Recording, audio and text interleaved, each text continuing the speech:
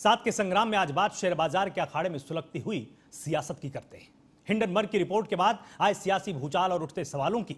सवाल यह भी कि आरोप हिंडनबर्ग की तरफ से जो लगाए गए, क्या वो वास्तव में सच हैं या फिर अपने फायदे के लिए हिंडनबर्ग अडानी ग्रुप को सवालों के घेरे में खड़ा कर रहा है। आज हम इसी मुद्दे पर चर्चा करने वाले हैं। हमारे साथ तनुज दीक्षित हैं, मेरे साथ राजनीतिक विश्लेषक हैं। तनुज जी, आपका स्वागत है, यहाँ पर लगातार जुड़े हुए। तनुज जी, आपने सारी बातें सुनी। अब आपसे मैं एक चीज जानना चाहता हूँ, उस कंपनी को आधार बनाकर इस तरह की राजनीतिक टिप्पणी करना ये भारतीय निवेशकों के लिए या बाहर से जो निवेशक यहाँ पर जुड़ते हैं उनके लिए ठीक है? भारत जो है आज एक बहुत प्रगतिशील देशों में से एक है। विश्व गुरु की रूप में हम लोग आज एक स्थापित हो चुके हैं। पूरी दुनिया की जो नजर है वो भारत की अर्थव्यवस्था पर, भारत की जीडीपी ग्रोथ पर, भारत की इकोनॉमिक ग्रोथ पर निश्चित रूप से, चाहे अमेरिका हो चाहे अदर कोई भी कंट्रीज हो, उन सभी की निगाहें जो है भारत पर इस समय स्थिर है। हम हिंडनबर्ग को समझे तो हिंडनबर्ग ने एक कोशिश जो है लास्ट ईयर भी लोकसभा चुनाव के पहले करी थी, जिससे अडानी के काफी शेयर्स गिरे थे और हजारों करोड़ का जो है मार्केट लॉस हुआ था। सभी को बात ध्यान है। आज फिर एक बार चुनाव बाद जब नई सरकार फिर से बन गई है और ये जो एनडीए की गठबंधित सरकार है, ये आने के बाद में फिर से हिंडनबर्ग जो है एक नई रिपोर्ट पेश करती है और भारतीय एजेंसी, खास करके सेबी जैसी एक बड़ी एजेंसी को भी उसके अंदर शामिल करके एक आरोपित करने की कोशिश कर रहा है। हिंडनबर्ग ने जो अपनी रिपोर्ट में कहा है, सेबी की प्रमुख है माधुरी बुच, उन्होंने ऑफशोर मतलब आउट ऑफ इंडिया यानी अब्रॉड की कुछ एंटिटीज जो कि बरमुडा और मॉरिशस में स्थित है, जो कि अडानी ग्रुप की है, उसमें उनका इन्वेस्टमेंट है। ये पहला। दूसरा ये है, अगर इस तरीके की वहां पर कोई इन्वेस्टमेंट है भी तो वो चीजें देखिए, आप you are free to make any investment. आपको इन्वेस्टमेंट करने पे तो कोई रोक नहीं है, चाहे ऑफशोर करें, चाहे इंडिया में करें या कहीं भी करें।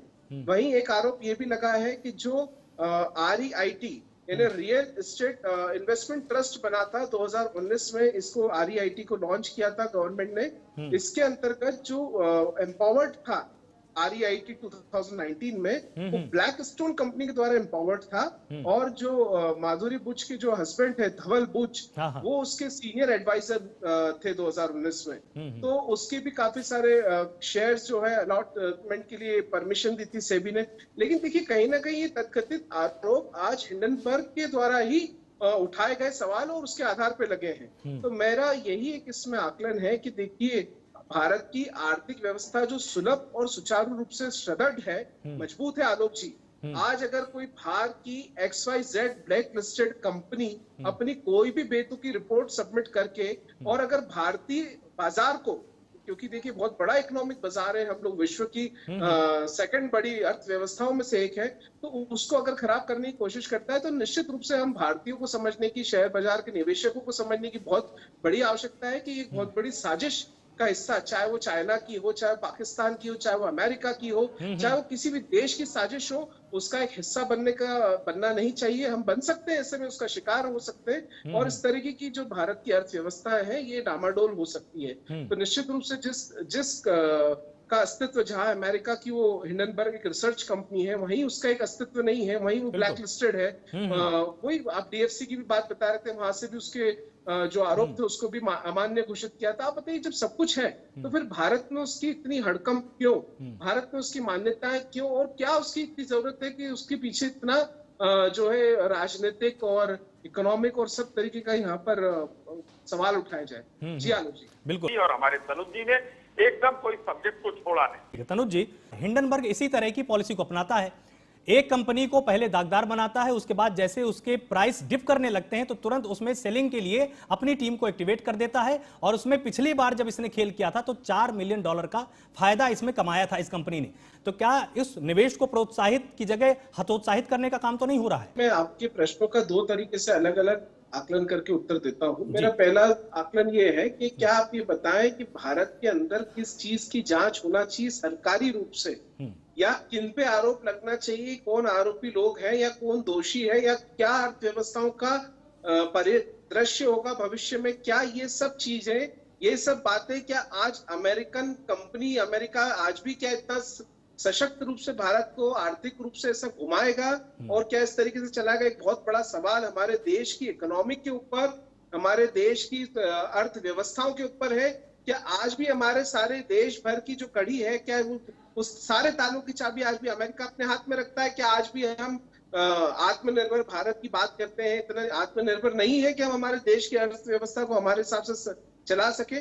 तो ये बहुत बड़ा सवाल है आलोक जी, जो कि उठता है आपकी जब इस तरह की कोई रिपोर्ट आती है बाहर की विदेशी कंपनियों की, और उनके आधार और उनके रिपोर्ट्स अगर आई है तो उनके आधार क्या है, उनके साक्ष्य क्या है, उनकी परिकाष्ठा क्या है, उनकी सोच क्या है, इन सब के पीछे कभी कोई बात नहीं होती है। बस उन्होंने अगर कोई रिपोर्ट दी है तो तुरंत ही जो है इस तरीके के मुद्दे उठते हैं और अर्थव्यवस्थाएं जो है वो नुकसान की तरफ बढ़ती है, और भारत को इससे इकोनॉमी में भारत की इकोनॉमी का लॉस होता है। भाई अगर मैं दूसरे इसमें एस्पेक्ट में अगर आपको इसका जवाब दूं, तो मैंने एक इसमें कहीं बयान पढ़ा कि माधवी बुच जी ने बताया, जो कि सेबी के प्रमुख है, कि कई सारे शोकॉज नोटिस 2023 के बाद से हिंडनबर्ग को दिए गए थे, और जिसको उन्होंने नेग्लेक्ट करा। उन नेग्लेक्टेड शोकॉज नोटिस की वजह से हिंडनबर्ग ने सेबी के ऊपर एक आक्रमण करा है, एक आक्रमण का हिस्सा है। और मुझे लगता है जब कभी भी परिस्थितियां जब तक की क्लियर ना हो जाए, जब तक कि जांच के पहलू से, हर पहलू से अगर क्लियर ना हो जाए, अगर ऐसी कोई बात भी है तो तब तक जो है स्थिरता बनाए रखने की बहुत आवश्यकता है, क्योंकि एक गंभीर विषय है।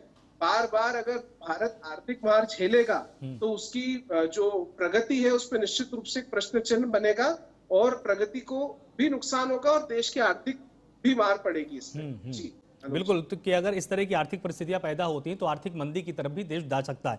मेरे साथ इस चर्चा में जुड़ने के लिए बहुत बहुत शुक्रिया। आप सभी ने स्पष्ट कर दिया कि आखिर आप सभी का रुख क्या है, लेकिन अंत में बात तो यही है कि भारत आज भी संप्रभु राष्ट्र है। कोई बाहरी शक्ति ये नहीं बताएगी कि भारत के अंदर किस तरह की गतिविधियां होंगी या भारत की आर्थिक शक्तियों को आखिर कौन नियंत्रित करेगा। जुड़े रहिए 10P न्यूज के साथ। नमस्कार।